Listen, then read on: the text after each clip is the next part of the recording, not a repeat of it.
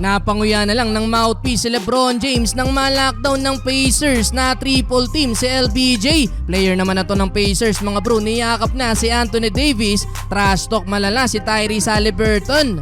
LA Lakers versus Indiana Pacers. Balik lineup si Anthony Davis mga bro, solid start by the Lakers. 5-0 run, napaaga ang showtime ni LBJ. Alley-oop kagad mula sa assist ni Austin Reeves. Balanse ang scoring ng LA, nakapagdala ng at least 2 points lahat ng nasa starting 5. Leading scorer si Austin Reeves with 6 points. Well, nakabawi ang Pacers under 4 minutes, bagya silang nakalayo at nakalamang ng 7 points for Aaron Nesmith, 5 points with 5 assists naman para kay Tyrese Haliburton. Mas solid din ang second unit ng Pacers kaya nakakontrol nila ang lead 27-24. Start of second quarter, muling bumalik sa LA ang lead. Slam dunk mula kay Jackson Hayes, nasundan din niya ng second slam dunk ni LBJ. Heto, gandang touch pass mula kay Lebron na nauwi sa easy layup ni D'Lo sa fast break. Kaso second unit pa din ng Pacers ang dumadali sa home team led by TJ McConnell at Ben Shepherd. Nakalamang sila ng 7 points under 7 minutes. May double figure na si TJ McConnell, 11 points sa loob ng 10 minutes. Halfway mark, pick and roll play mula kay Lebron, sabay alley-oop pass kay AD.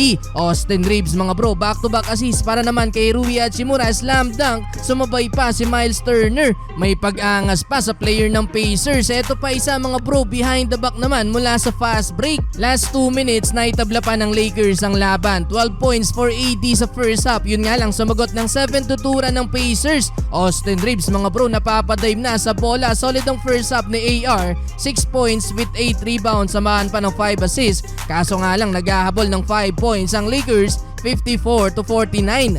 Entering the third quarter, problema para sa Lakers na maga pa sa double digit etong lead ng Pacers. Alat beyond the arc ang LA, 2-3 pa lang isa sa quarter na to habang ang Pacers may 9 3 points na. Under 4 minutes, kumana pa ng 8-2 nating run ng home team kung saan trash talk na din si Tyrese Haliburton. Kumana lang ng 4 points sa quarter na to mga bro si LBJ. Biglang inalat ang opensa ng Lakers at hirap makabutas. Napanguya na lang tuloy ng mouthpiece sa bench si LBJ. Butata pa ang inabot ni D'Lo sa dulo. End of third quarter, 86-72.